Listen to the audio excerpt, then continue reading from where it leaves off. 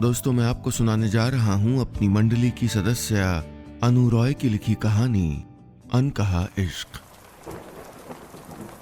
सर्दियों में मेघ का बरसना ऐसा लगता है मानो आसमान से नन्ही नन्ही बूंदें नहीं, इत्र में डूबे रुई के फाहे बरस रहे हों। ये बूंदें सिर्फ चेहरे को ही नहीं सहलाती, ये तो केवड़े की खुशबू की मानंद अंतर्मन में उतरती चली जाती हैं। ऐसी ही एक बेमौसम वाली बरसात आज हो रही थी और रिद्धि बालकनी में अपना कॉफी का मग लिए बूंदों से खेल रही थी।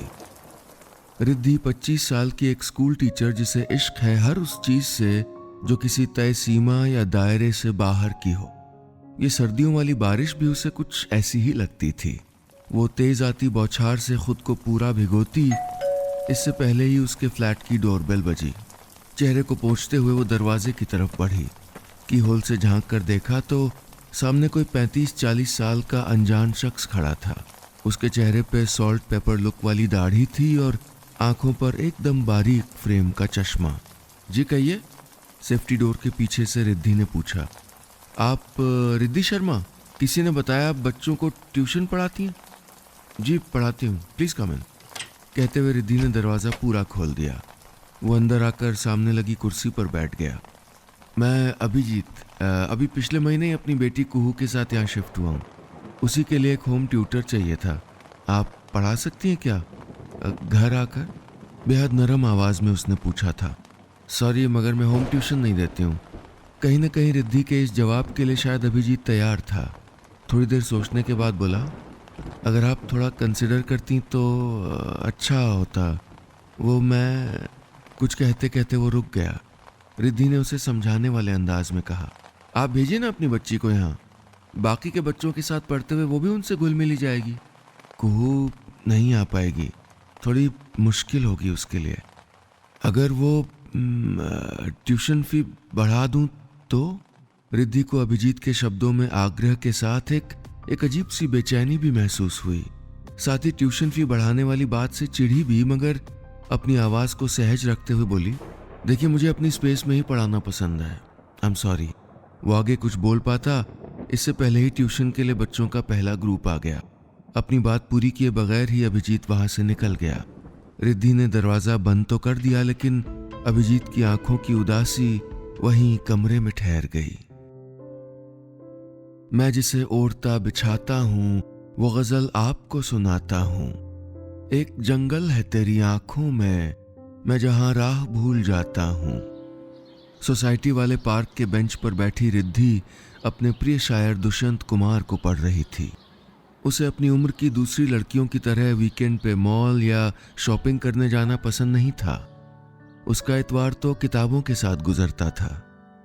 पन्नों को पलटते हुए उसकी नजर पार्क में धमाचौकड़ी मचा रहे बच्चों पर पड़ी। सब उछल कूद रहे थे, लेकिन वहीं एक बच्ची सबसे अलग, एकदम शांत सी अकेली झूले पर बैठी हुई थी। आप खेल नहीं रहे बेटा? रिद्धि उसके पास चली आई। बच्ची ने मुस्कुराते हुए ना में गर्दन हिला दी। वो उससे और कुछ पूछती, इसके पहले ही किसी की आवाज उसके कानों में पड़ी। हेलो। रिद्धि झट पहचान गई। उदास आंखें, काले सफेद बाल, अभिजीत था। चलें बेटा, डैडी को आज ऑफिस का काम है। अभिजीत ने कुहू को गोद में उठाकर साथ लाई व्हील चेयर पर बिठा दिया। Wheel chair? रिद्धि बुदबुदाई। इतनी छोटी सी बच्ची, और वो अनमनी हो गई, यहाँ वहां देखने लगी। उसे अब जाकर होम ट्यूशन वाली बात समझ आई और अपने ना कहने का अफसोस भी हुआ। उस दिन के बाद से सोसाइटी में आते जाते जब भी सामना होता, कुहू और रिद्धि एक दूसरे को देखकर मुस्कुरा देते। रिद्धि कभी कभी उसके गालों में पड़ने वाले गड्ढे को छूकर दुलरा देती। बच्चों को ट्यूशन पढ़ाते वक्त अक्सर उसे कुहू का ख्याल आता। उस शाम भी जब वो ट्यूशन पढ़ाकर बालकनी में आई तो उसको कुहू दिखी। अभिजीत उसके पास बैठा कुछ बोल रहा था, शायद कोई कहानी सुना रहा था। रिद्धि उन्हें देर तक देखती रही। मन उलझ रहा था। उस दिन ट्यूशन के लिए मना करने का अफसोस था, शायद अनजाने ही सही गलती हुई थी उससे। थोड़ी देर बाद रिद्धि अभिजीत के घर के दरवाजे पर थी। मेड ने दरवाजा खोला और हिचकते हुए रिद्धि अंदर चली आई। अभिजीत कुहू के सामने घुटनों पर बैठा उसे खाना खिला रहा था। वो देखती रही। उसे लगा बेटियों को खाना खिलाते हुए पिता शायद दुनिया के सबसे खूबसूरत पुरुष होते हैं। उसे अपने पापा की याद भी आई। अरे रिद्धि, आइए आइए। अभिजीत की आवाज़ पर वो हल्का सा चौंक गई। वो आज कुहू पार्क में खेलने नहीं आई तो सोचा मैं ही आके मिल लूँ। हाँ, आज मैंने और डैडी ने घर पे ही बोर्ड गेम खेला, कुहू मुस्कुराते हुए बोली। प्लीज़ कम। अभिजीत ने एक कुर्सी खींचकर बैठने का इशारा किया। रिद्धि कुहू के पास बैठ गई। उसने देखा हॉल की दीवारों पर खूबसूरत पेंटिंग, कोने में कुछ इंडोर प्लांट्स, सेंटेड कैंडल्स और किताबों से सजी एक बड़ी सी अलमारी रखी थी। ऐसा लग रहा था कि किसी आर्टिस्ट ने अपनी कला की प्रदर्शनी सजाई हो। ये पेंटिंग्स बेहद खूबसूरत हैं। रिद्धि ने सामने टंगी पेंटिंग की तरफ देखते हुए कहा। मॉम ने बनाई है। अभिजीत के बदले कुहू ने ही जवाब दिया। कहाँ है आपकी मॉम? इस एक सवाल को सुनते ही कुहू के चेहरे पर उदासी छा गई। अभिजीत ने धीरे से जवाब दिया, शी इज नो मोर। रिद्धि को समझ नहीं आया कि वो क्या बोले। वो कुहू की तरफ झुकी और मुस्कुरा के बोली, आप जानती हैं मैं कौन हूँ? कुहू ने ना में सर हिला दिया। मैं आपकी नई टीचर हूँ, कल शाम से आपको पढ़ाने आऊंगी। कहते हुए रिद्धि ने उसके गालों वाले गड्ढे को चूम लिया। थोड़ी देर पहले जो उदासी के कुहासे कुहू के चेहरे पर फैल गए थे वो अब उसकी मुस्कुराहट के साथ छंटने लगे। दोस्तों, उम्मीद है आपको कहानी पसंद आ रही होगी। और हाँ, अगर अपनी बात मुझ तक पहुंचाना चाहते हैं तो फेसबुक या इंस्टाग्राम पर हमारे ऑफिशियल पेज पर आइए, यूट्यूब पर हमारे ऑफिशियल चैनल पर आइए। तीनों जगह आप टाइप करिएगा नीलेश मिश्रा, NEELESHMISRA। साथ में वेरिफिकेशन का ब्लू टिक भी मिलेगा, जिससे आप जान पाएंगे कि यही असली पेज या चैनल है। और हाँ, अगर आप ट्विटर पर हैं तो मेरा हैंडल है नीलेश मिश्रा। उस पर भी आपको वेरिफिकेशन का ब्लू टिक मिलेगा ताकि आप सही पते पर आएं। चलिए आगे बढ़ाता हूं कहानी। कभी कभी जिंदगी की डोर वहां जाकर उलझ जाती है जहां उलझनों से ही खुशियों और उम्मीद के नए सिरे मिलते हैं। रिद्धि का कुहू से मिलना ऐसी ही एक डोर से बंधना सरीखा था। कुहू को ट्यूशन पढ़ाते हुए कोई महीना होने को आ गया था। हर गुजरते दिन के साथ रिद्धि को उसकी मासूमियत, हंसते वक्त उसके गालों में पड़ते गड्ढे, खरगोश के कान जैसी चोटी से लगाव बढ़ता ही जा रहा था। कुहू बहुत समझदार थी। वो रिद्धि की हर बात को बड़े ध्यान से सुनती और समझने की कोशिश करती। कुहू अपने हमउम्र बच्चों से कहीं ज्यादा गंभीर और तेज थी। रिद्धि ने कभी भी उसका कमरा या स्टडी टेबल बिखरा हुआ नहीं देखा था। एक दिन यूं ही पढ़ाते हुए उसने पूछ लिया, आपकी स्टडी टेबल को डैडी अरेंज करके जाते हैं ऑफिस? नहीं, ये मैं ही करती हूँ, और डैडी का स्टडी टेबल भी मैं ही ठीक करती हूँ। डैडी कहते हैं मैं उनकी सुपर बेबी हूँ।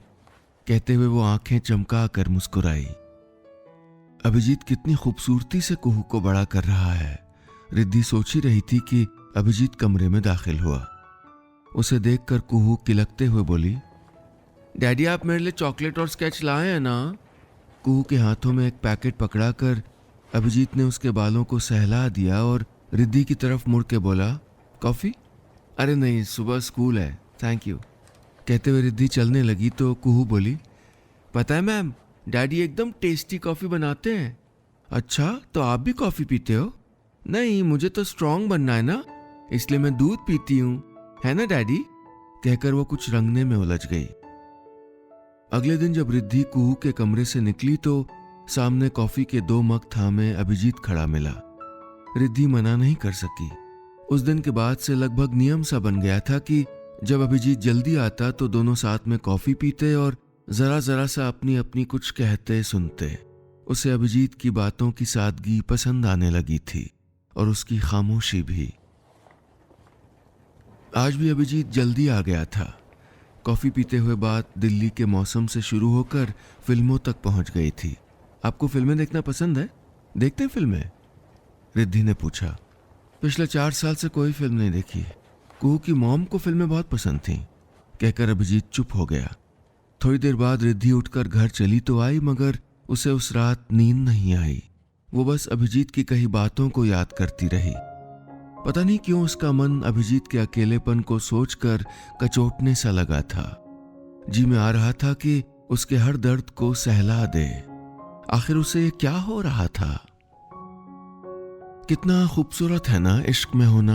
हाँ, ये बात और है कि हमें पता ही नहीं चलता कि हम कब, कहाँ, कैसे और किसके साथ प्रेम में पड़ जाएंगे। हमें तो इसका इल्म भी तब होता है जब हम खुद से ज्यादा किसी और की खुशियों की परवाह करने लगते हैं। उसकी पसंद नापसंद की फिक्र हमें सताने लगती है। उसे किसी परेशानी में देखकर हम बेचैन से होने लगते हैं। जी में आता है कि बिना एक भी लफ्ज कहे उसके माथे पर चुपके से एक बोसा रख के उसे उसके हर गम से आजाद कर दें। रिद्धि की भी तो आंखें उदास हो जाती थीं अभिजीत की उदास नजरों को देखकर। उसके होठों की फीकी हंसी रिद्धि के मन के तारों को छेड़ जाती थी। रिद्धि अभिजीत को मन ही मन चाहने लगी थी। उसे हर शाम अभिजीत के साथ बातें करते हुए गुजारने की तलब होती, लेकिन वो इन दिनों शायद अपने काम को लेकर कुछ ज्यादा ही बिजी रहने लगे थे। उनसे बातें कम ही हो पाती थीं। फिर भी वो हर गुजरते दिन के साथ खुद को कुहू और अभिजीत से जुड़ा हुआ महसूस करने लगी थी। उनके आसपास रहना चाहती थी। वो ट्यूशन के बाद रुककर कभी कुहू के बालों में तेल लगा देती, उसकी फाउंटेन पोनी बना देती और कभी उसकी पसंद का पास्ता बनाती। और कभी कभी अभिजीत को ऑफिस से आने में देर होती तो उसे बेड टाइम स्टोरी सुनाने को रुक जाती। आज भी जब वो कुहू को सुला चुकी थी तो अभिजीत आया। कुहू सो गई क्या? सॉरी, मुझे आज देर हो गई। अभिजीत जूते उतारते हुए रिद्धि की तरफ देखकर बोला। रिद्धि मुस्कुरा दी और जाने लगी। आप जा रही हैं? बैठिए ना। अभिजीत ने जैसे मनुहार की हो। रिद्धि बैठ गई। ऑरेंज या पाइनएप्पल जूस? अभिजीत ने पूछा। ऑरेंज, मुझे ऑरेंज जूस ही पसंद है। मुझे भी, अभिजीत ने कहा। मुझे इसके स्वाद से ज्यादा इसका रंग पसंद है, उगते ढलते सूरज का रंग। और क्या क्या पसंद है आपको? अभिजीत आज पहली बार रिद्धि को जानने की कोशिश कर रहा था। रिद्धि भी अपनी हर पसंद नापसंद से लेकर बचपन के किस्से और पापा के साथ अपनी बॉन्डिंग की हर बात बताए जा रही थी। वो सोच रही थी कि ये रातें कभी खत्म ही नहीं हों। वो बस बोलती रहे और अभिजीत सुनता रहे। तभी उसका मोबाइल बज उठा। रिद्धि ने देखा माँ का कॉल था। Excuse me. हाँ माँ, बोलिए, कहते हुए उसने फोन उठा लिया। माँ पता नहीं फोन पर ऐसा क्या कह रही थी कि रिद्धि के चेहरे पर एक साथ कई रंग आने जाने लगे। अभिजीत, जो रिद्धि को थोड़ा बहुत समझने लगा था, इस पल में इन रंगों का मतलब समझ नहीं पा रहा था। कोई भी शख्स सबसे मजबूर तब होता है जब वो प्रेम में तो है मगर अपने महबूब से अपने मन की बात कह नहीं पा रहा हो। और ये मजबूरी उस वक्त दर्द बन जाती है जब ये भी पता न चले कि सामने वाले शख्स को मोहब्बत है या नहीं। रिद्धि अपने मन को तो जानती थी मगर अभिजीत के मन को पढ़ नहीं पा रही थी। कभी लगता कि उन्हें भी शायद कुछ महसूस होता है, मगर अगले ही पल दिल इसको नहीं मानने के 100 बहाने भी दे देता था। लेकिन अब वो इस पे सोचना नहीं चाहती थी। माँ पापा आने वाले थे तो उसने खुद को घर की साफ सफाई में उलझा लिया। जैसे ही वो कामों से फारिग हुई कि अभिजीत का कॉल आ गया। उसने खैरियत जानने के लिए कॉल किया था। रात को बिना कुछ बोले आप चली गई थी। माँ पापा ठीक है ना? हाँ, आज वो लोग शाम को आएंगे तो मैं आज आ नहीं पाऊंगी।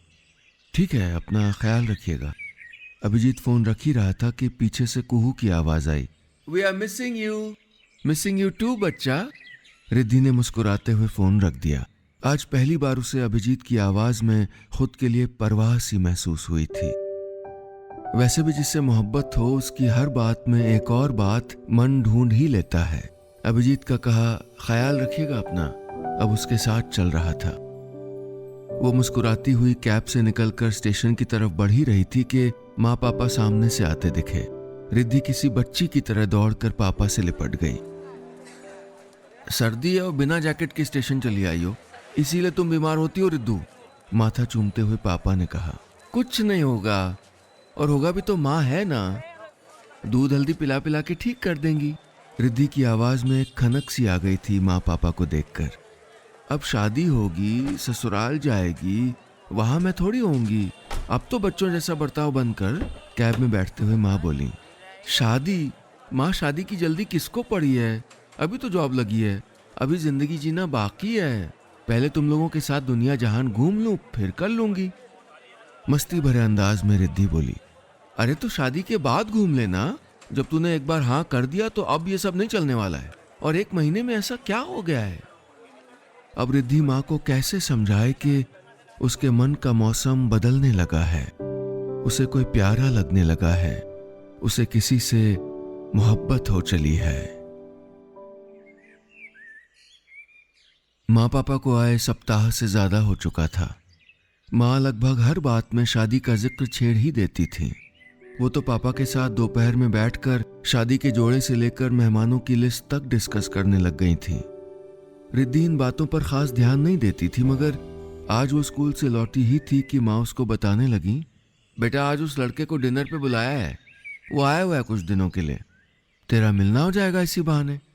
माँ पूछ तो लेती ना, कुहू को फीवर है, मैं उसके पास रुकने वाली हूँ। कोई जरूरत नहीं है रुकने की, 8 बजे तक घर आ जाना। रिद्धि जानती थी कि इस बहस से कुछ नहीं हासिल होने वाला। ऊपर से अभी तक उसको पता ही कहाँ चल पाया था कि अभिजीत को उससे मोहब्बत है भी या नहीं। ऐसे में वो माँ से कहती भी तो क्या कहती। जैसे ही वो वहां पहुंची, अभिजीत सूप का बोल रिद्धि की तरफ बढ़ाते हुए बोला, देखिए ना, कब से पिलाने की कोशिश कर रहा हूं, पी ही नहीं रही, आप ही कहिए ना।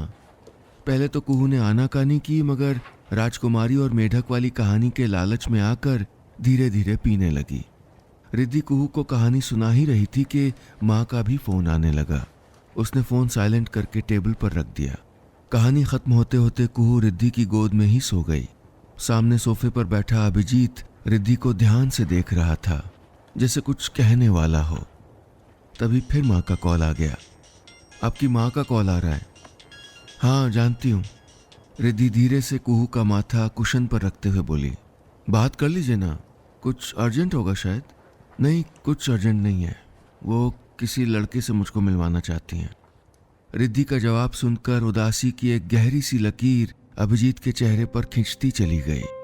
साफ साफ देखा रिद्धि ने, उसे न जाने कैसा सुकून सा लगा।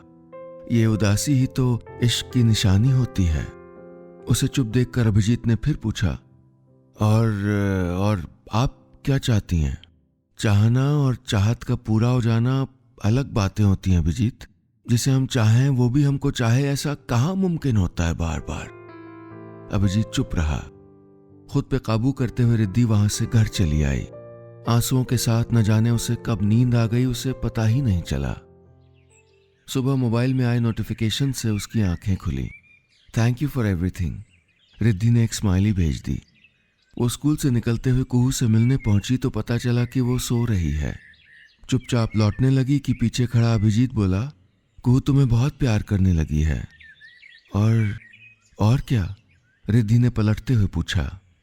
अभिजीत खामोश रहा, जैसे अनकहा छोड़ देना उसकी आदत रही हो।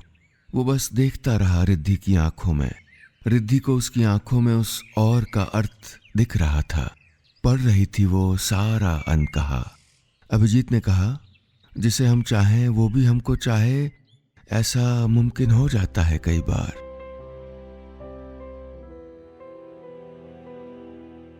बस इतनी सी थी ये कहानी।